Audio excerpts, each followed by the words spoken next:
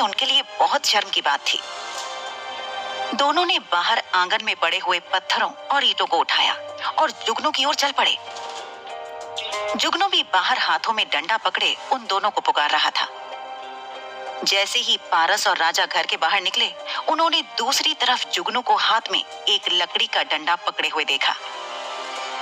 सोन तारा और जुगनू के घर के बीच एक बहुत छोटी सी दीवार थी, जो शायद ही 2 फुट की होगी। पारस और राजा उस दीवार को फांदकर जुगनू के बगीचे में घुसने की कोशिश कर रहे थे। तभी जुगनू ने उस लकड़ी को हवा में घुमाया और राजा के सर पर जोर से दे मारा। राजा देखते ही देखते जमीन पर गिर गया, जैसे उसे दिन में तारे दिख गए हों।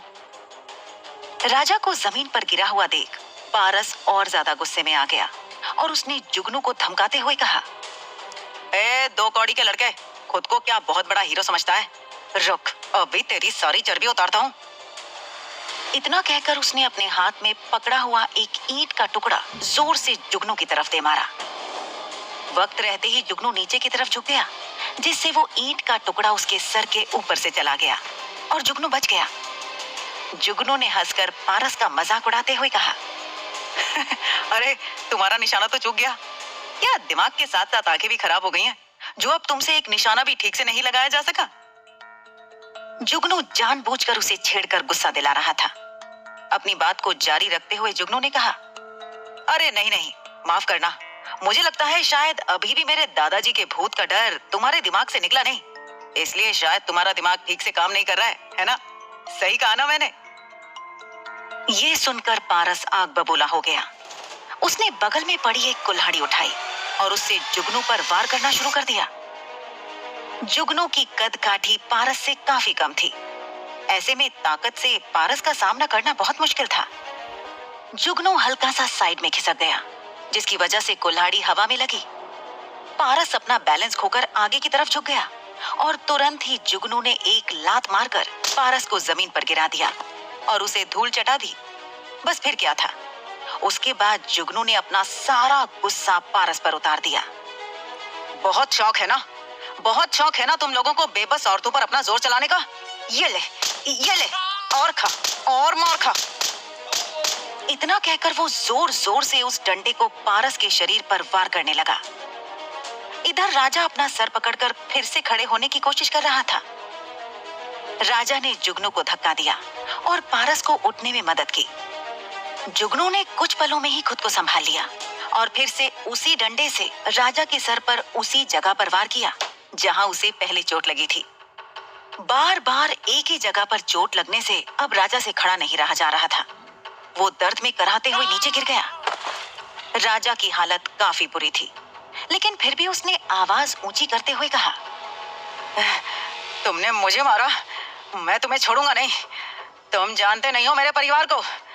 मैं अपने सारे भाइयों और दोस्तों को लाकर तुम्हें इतना पिटवाऊंगा कि ये सारी हीरोगिरी बाहर निकल जाएगी तुम्हारी। जुगनू उनकी बातों को हवा में उड़ाते हुए हंसने लगा। लेकिन इसके लिए पहले तुम्हें यहाँ से अपने पैरों पर चलकर जाना होगा। क्या ये तुमसे हो पाएगा? इतना कहकर वो राजा के पैरों पर जोर जोर से डंडे से वार करने लगा।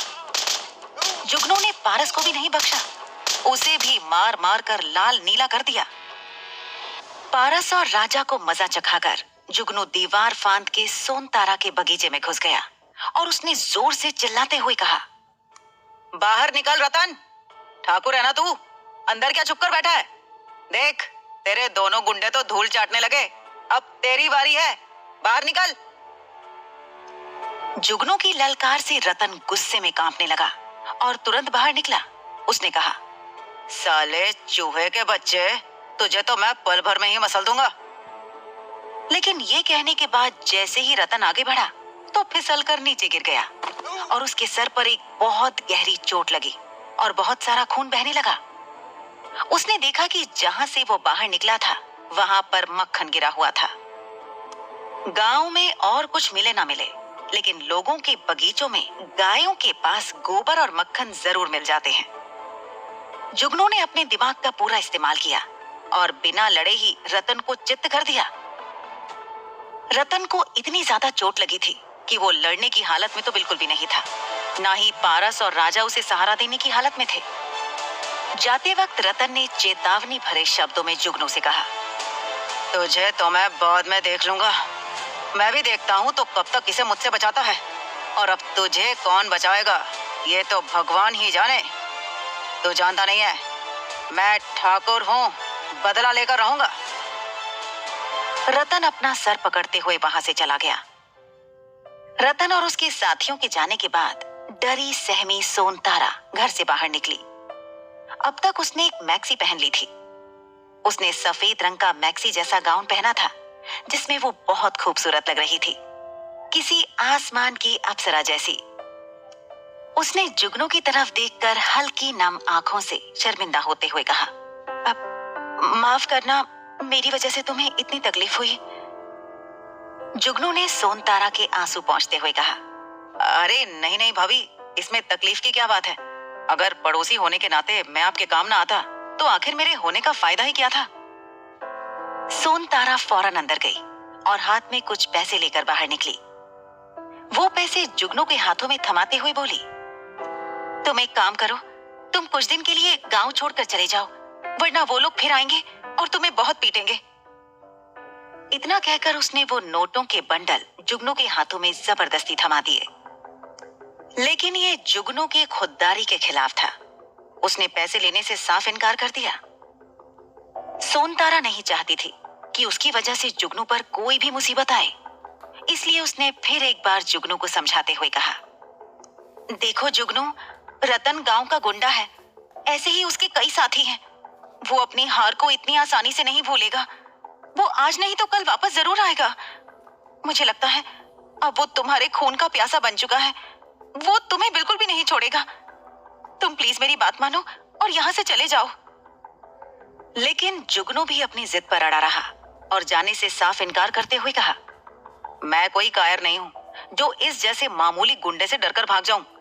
मैं यही रहूंगा। आने दो उन लोगों को, देख लेंगे। फिलहाल आप जाइए और आराम करिए। अभी भी जुगनू का हाथ सोनतारा के हाथों में ही था। दोनों की नजरें एक दूसरे को देख रही थीं, जैसे दोनों एक दूसरे की आंखों में डूब रहे हों। जुगनू इस वक्त सोनतारा की तरफ अपने आप ही खींचा जा रहा था। उसकी आंखों के सामने बार बार वो मंजर आ रहा था जब उसने सोनतारा को नहाते हुए अपने जिस्म को मलते हुए देखा था। उसका सफेद फूल जैसा जिस्म कांप रहा था तो एकदम सफेद कमल जैसा लग रहा था। वो कुछ अजीब सा एहसास महसूस कर रहा था। कुछ देर तक दोनों वहीं खड़े रहे, जिसके बाद जुगनू ने अपना हाथ उसके हाथों से खींच लिया और इधर उधर देखने लगा। सोनतारा भी एक कदम पीछे हट गई। जुगनू ने सोनतारा के घर का दरवाजा खोला और उसे अंदर जाने का इशारा किया। सोनतारा चुपचाप घर के अंदर चली गई। जुगनू भी दीवार फांदकर वापस अपने घर के अंदर आ गया। जुगनू ने चौड़ा होकर सोनतारा के सामने कह तो दिया था कि अगर रतन और लोगों को लेकर आ भी गया तो भी वो उन्हें देख लेगा, लेकिन वो खुद भी जानता था कि वो रतन और उसके साथियों से अकेले नहीं लड़ पाएगा। इसी परेशानी में जुगनू को देर रात तक नींद नहीं आई और वो बस बिस्तर पे पड़े हुए इधर उधर करवटें बदल रहा था। उसने अपना सर पकड़ के खुद से ही कहा, मैंने कह तो दिया, लेकिन उन दबंगों के सामने मैं एक मिनट भी टिक नहीं पाऊंगा। ठाकुर का बेटा मुझे छोड़ेगा नहीं। कुछ भी समझ में नहीं आ रहा। इतना कहकर वो बिस्तर पर उठकर बैठ गया। कोई बात नहीं, ज्यादा से ज्यादा क्या होगा, उन लोगों से लड़ते लड़ते शायद मैं मर ही जाऊंगा। इससे ज्यादा बुरा अब और क्या हो सकता है, लेकिन मैं बिना लड़े तो नहीं मरूंगा। इतना कहकर वो खड़ा हुआ और अपने सामान में कुछ ढूंढने लगा। सामान खोजते हुए अचानक उसके हाथ में एक खुकरी आ गई। खुकरी को देखकर उसे याद आया, जब वो बहुत छोटा था उसके दादाजी एक बार नेपाल से ये खुकरी लाए थे। किसी को भी कभी उसे इस्तेमाल करने की जरूरत नहीं पड़ी थी, इसीलिए इतने सालों से वो उसी बक्से में बंद थी। लेकिन आज जुगनू को उसकी बहुत जरूरत थी। जुगनू ने खुकरी अलमारी से बाहर निकाल ली और उसे उसके मयान से निकाल कर देखा। ध्यान से उस खुकरी की तरफ देखा तो पाया कि इतने सालों तक बंद पड़े रहने के बावजूद उसकी धार आज भी उतनी ही तेज और चमकदार थी जितनी कि किसी नई नवेली चाकू की होती है। जुगनू को थोड़ा अजीब तो लगा, लेकिन फिलहाल उसका पूरा ध्यान रतन और उसके गुंडों पर था, जो कभी भी उससे बदला लेने के लिए आ सकते थे और यही खुकरी उसे बचा सकती थी। वो बस सोच ही रहा था कि वो उन दबंगों के आने पर क्या करेगा। तभी अचानक कहीं से एक जोरदार रोशनी आई और पूरा कमरा जगमगाने लगा। पहले तो जुगनू को अपनी आंखों पर भरोसा ही नहीं हुआ। उसे लगा कि वो कोई सपना देख रहा है। उसने अपनी आंखें मली और फिर अपने आसपास देखा, लेकिन फिर भी नजारा वही था। चारों ओर हरी रोशनी फैली हुई थी। एक अलग ही ऊर्जा थी। जुगनू समझ पाता कि हो क्या रहा है कि तभी उसके घर की छत से जोरदार बिजली नीचे गिरी और उसकी छत टूट गई। ये देखकर जुगनू सहम गया। वो समझ ही नहीं पा रहा था ये बिन मौसम बिजली क्यों कड़क रही थी। उसे क्या, क्यों, कैसे कुछ समझ नहीं आ रहा था। वो इतना डरा हुआ था कि एक दीवार के सहारे खड़ा हो गया। जुगनू उस खुकरी को देखना चाहता था, उसे ढूंढना चाहता था। शायद उसके मिलते ही जो ये सब हो रहा था वो रुक सकता था, लेकिन कमरे में इतनी रोशनी थी कि उसे कुछ भी दिखाई ही नहीं दे रहा था। ऐसे में वो कैसे खुकरी को ढूंढता। अब वो रोशनी जुगनू के शरीर के अंदर जा रही थी। उसने महसूस किया कि उसका दिमाग भी इसी रोशनी से भर चुका था। तभी अचानक उसके दिमाग से ही एक आवाज आई। उस आवाज ने कहा, शीरीन के करिश्माई सौदागर सिस्टम में आपका स्वागत है। शीरीन हर मुश्किल में आपकी मदद कर सकती है। अगर आप चाहते हैं कि ये करिश्माई सौदागर आपकी मदद करे, तो कृपया इसे अपने दिमाग में इंस्टॉल करें। क्या आप सिस्टम को इंस्टॉल करना चाहते हैं? ये आवाज बिल्कुल वैसी थी जैसे किसी कंप्यूटर से आती हो। ये सब देखकर वो शॉक था, लेकिन तभी उसे शीरीन ने दोबारा से कहा, आपकी तरफ से कोई जवाब नहीं मिला। अगर आप चाहते हैं कि शीरीन का करिश्माई सौदागर आपकी मदद करे, तो कृपया इसे इंस्टॉल करें। क्या आप इसे इंस्टॉल करना चाहेंगे? बार बार ये आवाज जुगनू को डरा रही थी। उसने कान बंद कर लिए, फिर भी ये आवाज सुनाई दे रही थी। अब जुगनू को लगा कि अगर वो इसे अपने अंदर इंस्टॉल कर लेगा तो क्या हो जाएगा। वो देखना चाहता था कि आखिर ये है क्या। जुगनू इस वक्त कुछ भी सोचने समझने की हालत में नहीं था और उसने कह दिया, हाँ हाँ, शीरीन की करिश्माई सौदागर सिस्टम को इंस्टॉल करो। जुगनू को नहीं पता था कि आगे क्या होने वाला था। वो काफी उत्सुक था। ऊपर से इस वक्त उसके पास शायद ये एक ही चारा था जो उसे रतन और उसके आदमियों से बचा सकता था। इसलिए घबराहट के मारे उसे जो कुछ भी सूझा उसने वही कर दिया। जुगनू की बात खत्म होते ही तुरंत शीरीन ने फिर कहा, धन्यवाद। कुछ ही देर में शीरीन का करिश्माई सौदागर सिस्टम इंस्टॉल हो जाएगा। जुगनू की आंखें इस वक्त बंद थी। वो देख पा रहा था जैसे उसके दिमाग के अंदर सारी चीजें हवा में गोल गोल घूम रही थी और उसके दिमाग में जैसे कोई हलचल मच रही थी। ये हलचल थोड़ी देर में शांत हो गई और फिर शीरीन ने कहा, शीरीन का करिश्माई सौदागर सिस्टम अब इंस्टॉल हो चुका है। इस आवाज के बंद होते ही जुगनू को अपने सामने एक अलमारी जैसा कुछ दिखाई दिया जिसमें एक किताब रखी हुई थी। जैसे ही उसने उस किताब का पहला पन्ना खोला, उसमें लिखा हुआ था, आप अपनी पसंद की किसी भी फिल्म के चहेते कलाकार की शक्तियों को अपने अंदर खींच सकते हैं। क्या आप किसी भी कलाकार की शक्तियों को अपने अंदर लाना चाहेंगे? याद रखें, आप इस किरदार की शक्तियों को सिर्फ 1 घंटे के लिए अपने अंदर समा सकते हैं। 1 घंटे के लिए आप वही बन जाएंगे। जुगनू कौन से फिल्मी कैरेक्टर की शक्ति मांगेगा? क्या वाकई उसे वो शक्ति मिलेगी?